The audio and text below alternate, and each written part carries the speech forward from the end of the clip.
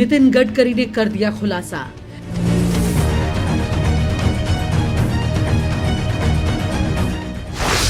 प्रधानमंत्री पद के दावेदारी का ऑफर आया था।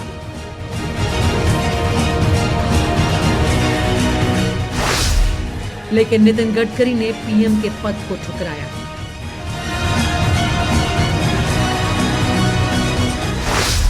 कौन है वो जिसने नितिन गडकरी को पीएम पद का ऑफर किया?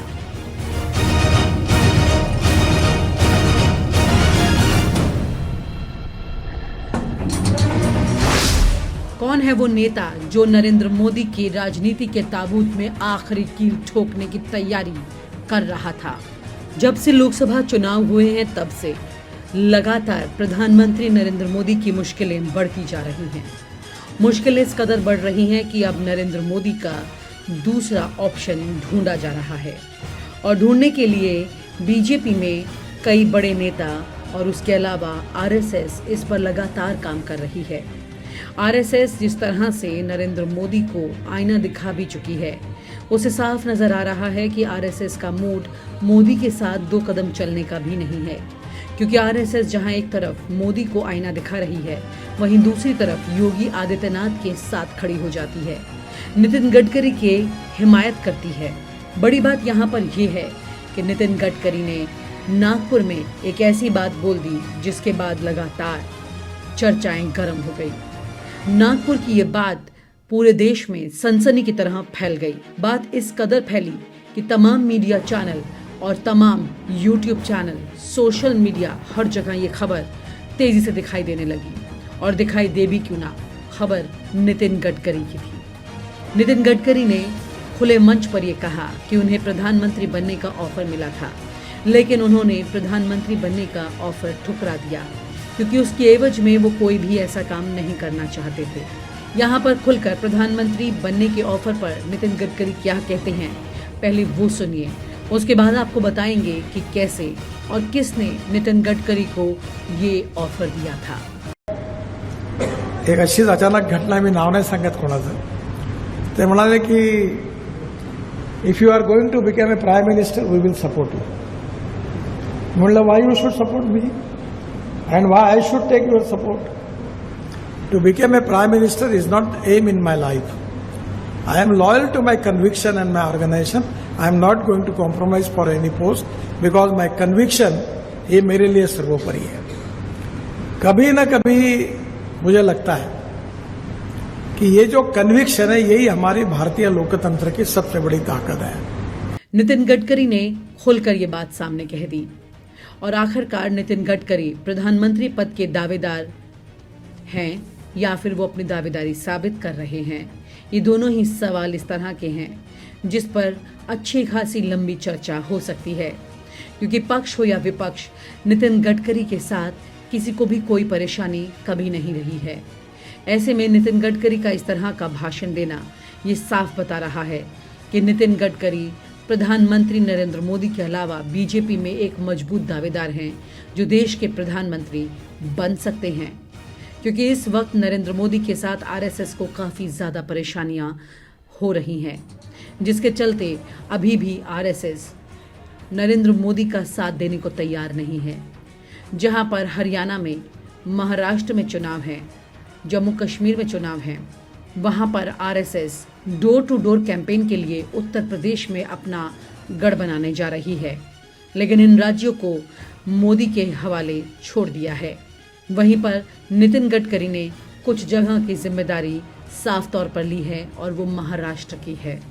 महाराष्ट्र में नागपुर सीट से लगातार तीसरी बार नितिन गडकरी बहुत अच्छे वोटों के साथ चुनाव जीत चुके हैं और नागपुर सीट ऐसी है जहां पर एक के बाद एक बदलाव हमेशा रहा है, लेकिन नितिन गडकरी लगातार यहां पर सांसद हैं और यहीं पर नागपुर में ही विधायक सीट है और नागपुर की संसदीय सीट में ही देवेंद्र फडणवीस विधायक भी हैं और वहीं पर है आरएसएस का गढ़। बड़ा सवाल ये है कि नितिन गडकरी को लेकर जिस तरह की चर्चाएं लगातार चल रही थी कि नितिन गडकरी प्रधानमंत्री बन सकते हैं, न्यूज़ नशा ने भी ये खबर कुछ दिन पहले ही आपको दिखाई थी कि नितिन गडकरी प्रधानमंत्री बन सकते हैं।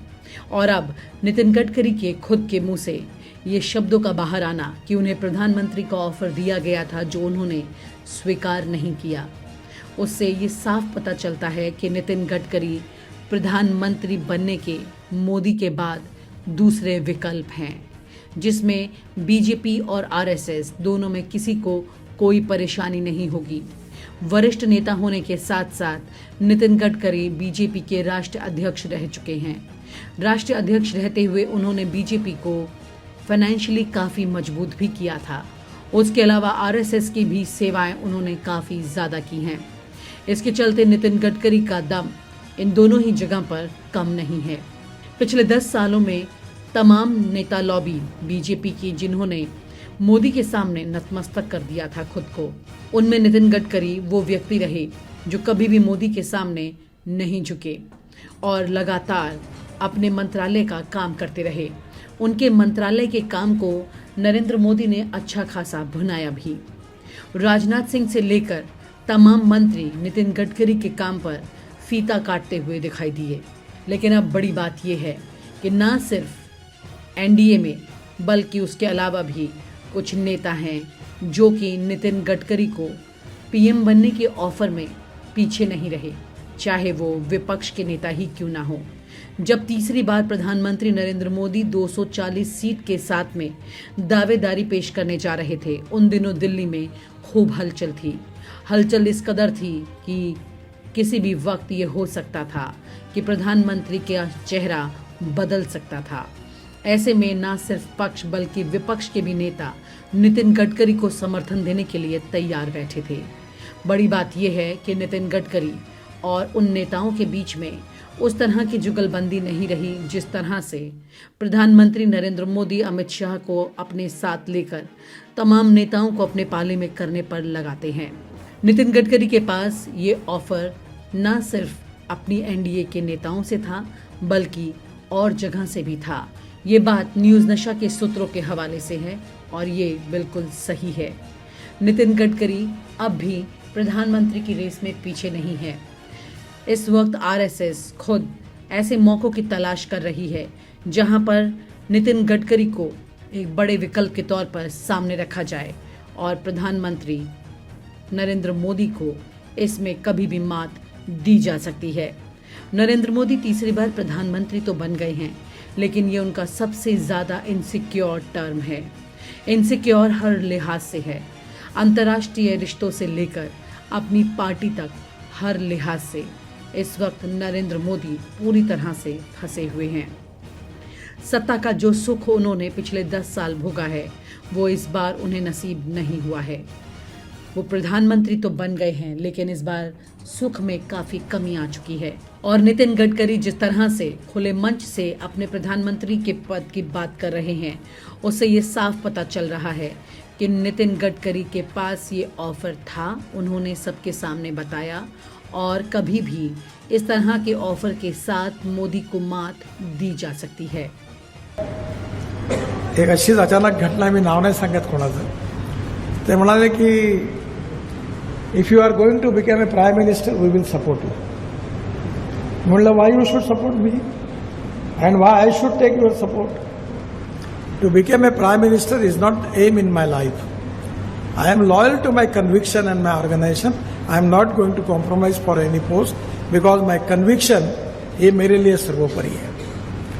कभी ना कभी मुझे लगता है कि ये जो कन्विक्शन है यही हमारी भारतीय लोकतंत्र की सबसे बड़ी ताकत है। और आप हमसे जुड़े रहने के लिए सब्सक्राइब करें YouTube पर, फॉलो करें Twitter पर और लाइक करें Facebook पर। और ज्यादा जानकारी के लिए आपको टाइप करना होगा सिर्फ न्यूज़ नशा।